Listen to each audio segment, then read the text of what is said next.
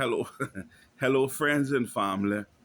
Um, what I've noticed in reading up history in the Cayman Islands, um, whether it be old newspapers or old magazine articles, whatever, what I've noticed is that whenever um, the commentators, which in most cases would have been foreigners, whenever they refer visitors to the island, foreign visitors, who would have come to Cayman, um, let us say from the 1950s, go back to mid early 1900s, whatever.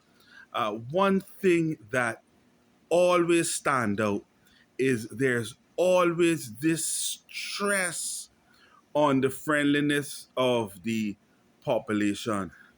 Now I got my theories for that, but I'll leave that. I'll leave that for another time. I'll leave that for another video.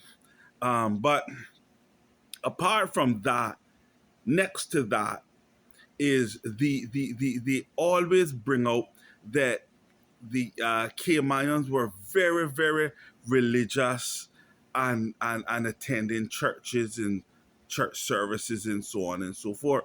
Now I'm not going to debate that because I wasn't here. I wasn't around.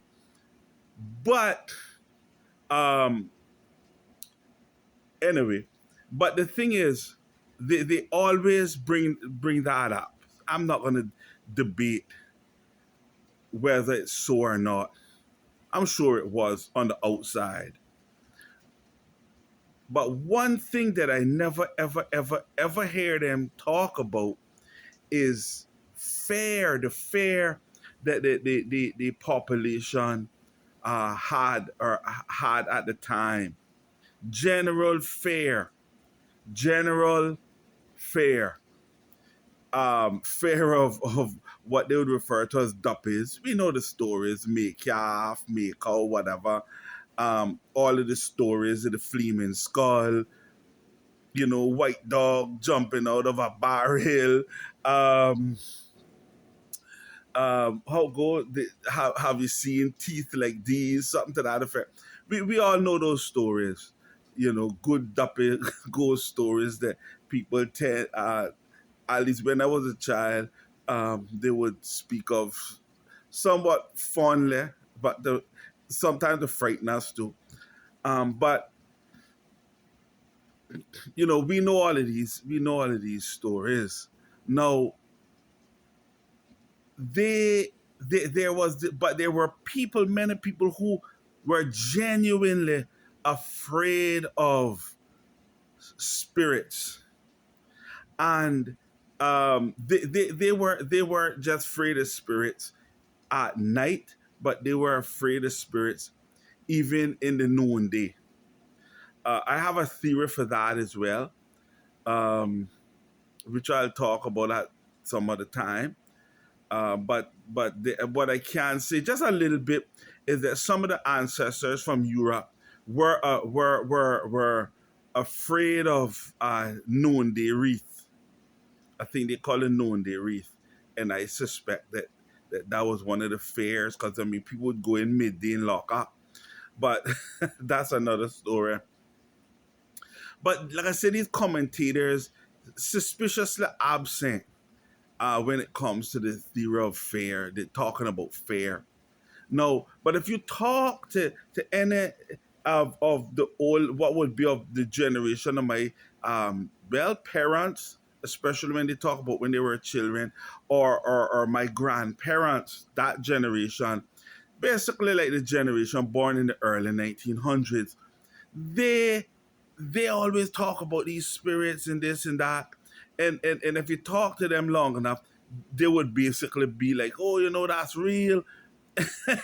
They would grudgingly kind of admit their fear, but they were always um, they would always point out the fear of other people.